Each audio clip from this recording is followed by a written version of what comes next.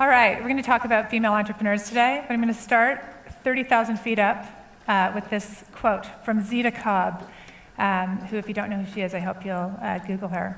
We have a financial system that is bad for the economy. What does that mean? Well, right now, our speculation economy is 50 times bigger than the value creation economy. Does everyone know what that means? It means that we're living in a giant casino. Pretty much, we're living in a giant casino, bet it all on red every day. And that's created some problems, which I'll come to in a minute. The other big challenge we have is we're living in a time where the mindset, the dominant mindset, is winner takes all. And this is hugely problematic because the winner takes all mindset has led us to a place where 62 people have the same wealth as 3.5 billion. Last year it was 85. Every year, getting smaller and smaller. And the speculation economy has created a market crash in 2008. So in 2008, the market crashed, and we found $13 trillion in 3 weeks to bail out the banks. And $13 trillion is 600 years without poverty on the planet. So there's a ton of money out there. The challenge is the money that's out there wants to chase unicorns. We've heard a little bit about that today. I think that we are completely clueless about what we're doing with our money in the world, and we need a massive, massive redo.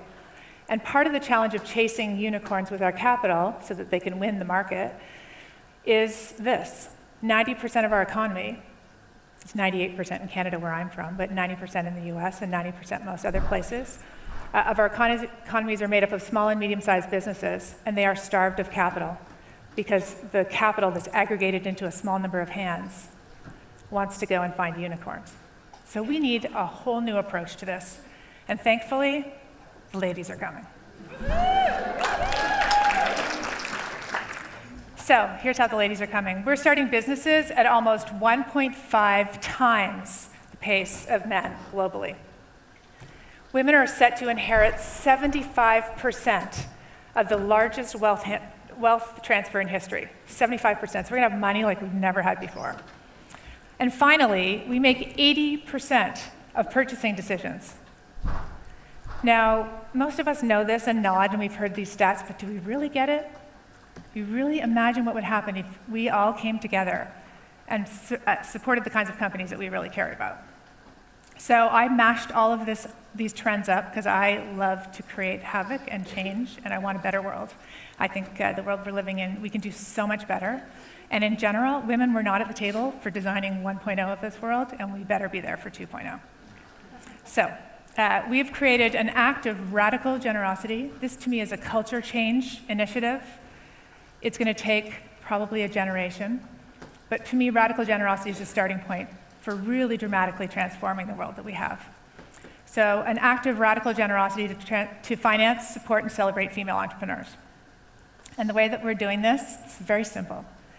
In community after community around the world, 1,000 women come together. So imagine 1,000 women in Ireland contribute $1,000 each, pick 10 local companies that are female-led, majority female-owned, and have at least $50,000 in revenue.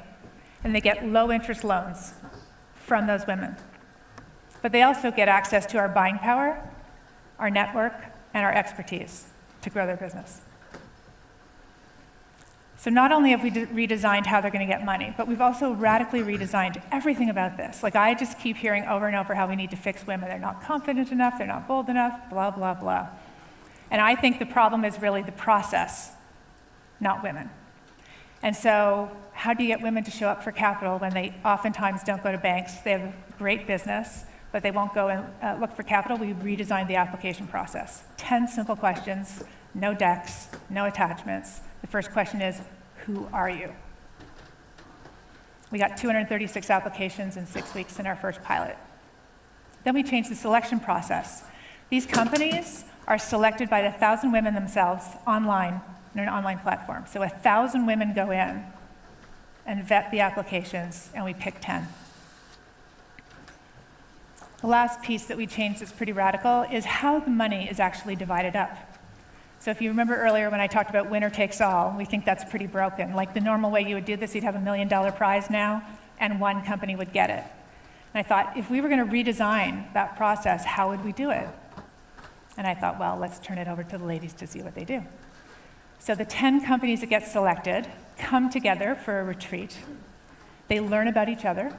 We heard about that earlier, how important it is for these young women that are coming together in the Outbox to build relationships together. They get to know each other. They learn about each other's negotiating styles, which is critical. And then we tell them, there's $1 million on the table, over to you to divide it up. And we leave the room. They have 2 rules. One is, you can't give it all to one company. The second one, you can't divide it up evenly. Because the first thing I thought is, if we say you can't give it all to one, what would a room full of amazing women who just became best friends with each other do? Everybody take $100,000 and go home and la la la. Not happening here. You have to stand up and negotiate. It took them 8.5 hours in the last one that we did. It's pretty crazy. You can see some of the stuff up on our website. So what are the kinds of businesses that we're supporting? I mentioned before they're revenue generating, kind of novel. We actually think that revenue matters. We're looking for sustainability, but also companies that will grow. So one of the companies, these are the 5 that we selected in our pilot, Sonia Strobel has created a new co-op fishery. And there are basically 2 fish processing companies in the world now. Everything's been aggregated together. And so fish that's caught in Vancouver, BC, on the west coast of Canada, is actually sent to China to be processed and then comes back and is sold in a store. Insane. But again, it's because how do you aggregate enough to get the supply into the stores? And so Sonia figured out this co-op, and it's just growing like crazy. It's amazing. Another one is Tony, who created a breathable food wrap. So when you take your food wrap, when you have an avocado left over, for example, and you wrap it, the plastic wrap doesn't breathe. And so the avocado turns brown immediately, and it rots more quickly. And so she's created a breathable food wrap that has beeswax in it, and you wrap an avocado, it stays green for 3 days. Not toxic, helps the food breathe, which is meant to be. So these are a couple of examples of the kinds of companies that we're supporting. So our goal is to get to 1,000 communities by 2020. We launched last July, just under a year ago, in Canada with this pilot. We have 100 cities and communities around the world who have somehow heard about this and applied to do this in their own community. So the goal is 1,000 cities, 1,000 women, $1,000 each, which is $1 billion of capital, going to 10,000 female entrepreneurs in the next 4 years. Yeah.